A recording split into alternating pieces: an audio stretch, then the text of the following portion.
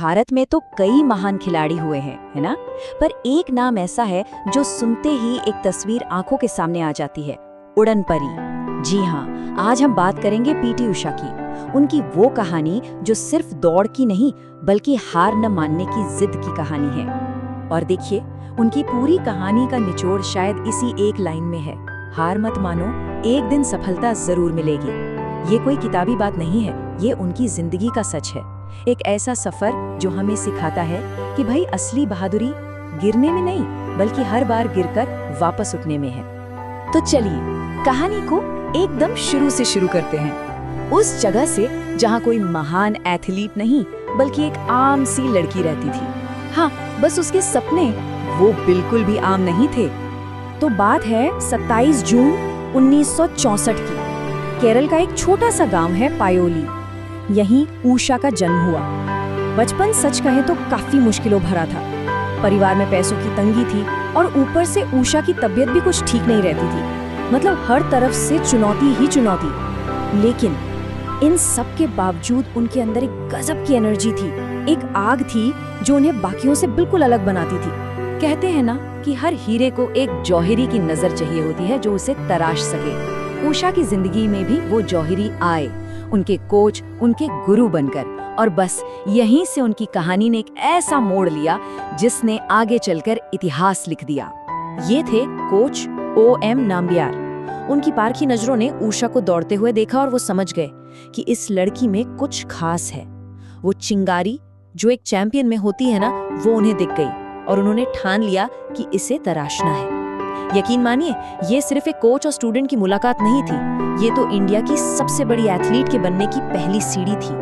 अब नाम्बियार सर के अंदर ट्रेनिंग कोई बच्चों का खेल तो था नहीं। सोचिए जरा, सुबह के 4 बजे उठना, घंटों तक पसीना बहाना, गिरना, फिर उठना और वो कड़क अनुशासन, यही उषा की दुनिया बन गई थी। और ये वो दौर था जब महिला एथलीटों के लिए कोई खास सुविधाएं भी नहीं थी। लेकिन इन सब मुश्किलों के बावजूद वो डटी रही। मतलब चैंपियन बनने का रास्ता सच में आसान नहीं था। और हाँ, ऐसा नहीं था कि सफलता उन्हें प्लेट में सजाकर मिल गई, बिल्कुल नहीं।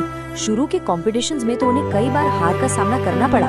लोगों ने शक करना शुरू कर दिया, बातें बनाई कि भाई ये इंटरनेशनल लेवल पर नहीं चल पाएगी।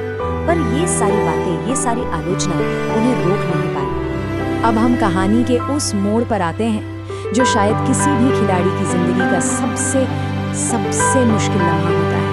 वो एक पल जब जीत और हार के बीच बस एक सांस का फासला होता है। साल था 1984, जगह लॉस एंजलिस ओलंपिक्स।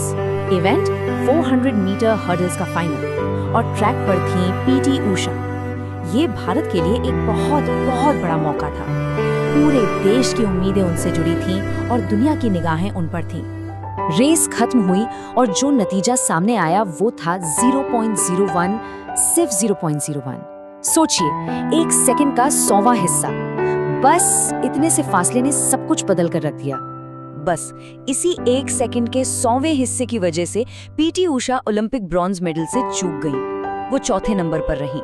ये एक दिल तोड़ने वाला पल था, सिर्फ उनके लिए नहीं बल्कि करोड़ों भारतीयों के लिए जो टीवी पर अपनी इस बेटी को मेडल जीते हुए देखना चाहते थे। लेकिन असली चैंपियन की पहचान ही यही होती है ना, कि वो गिरकर कैसे उठता है। और इस हार ने उषा को तोड़ा नहीं बल्कि सच कहूं तो पहले से कई ज्यादा मजबूत बना दिया।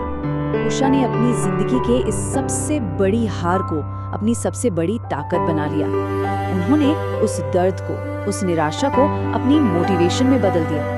ये तय कर लिया कि इस हार का जवाब अब सिर्फ और सिर्फ जीत से दिया जाएगा।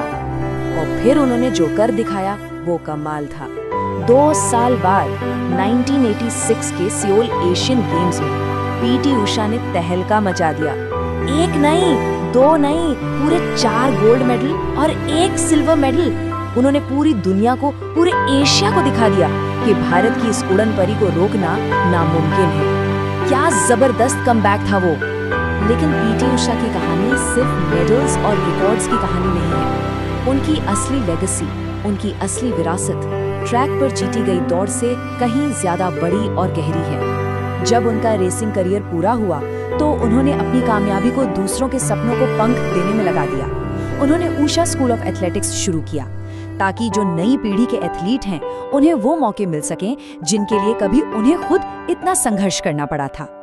तो पीटी उषा की इस पूरी कहानी से हम क्या सीखते हैं? कुछ बहुत ज़रूरी बातें। पहली तो ये कि आपकी मुश्किलें, आपकी गरीबी कभी आपकी सफलता के आड़े नहीं आ सकती। दूसरी ये कि हार का मतलब अंत नहीं होता, बल्कि ये एक नई शुरुआत का मौका होता है। और सबसे बड़ी बात, अगर मेहनत और सब्र होना तो कुछ भी हासिल किया जा सकता है। तो सोचिए, एक छोटे से गांव की वो लड़की जो दुनिया के सबसे बड़े मंच पर भारत का नाम रोशन कर गई। उनकी कहानी हमें एक सवाल के साथ छोड़ जाती है कि हमारे सपनों के रास्ते में असली रुकावट क्या होती है, बाहर की मुश्किलें या हमारे अपने अंदर बैठा हुआ डर।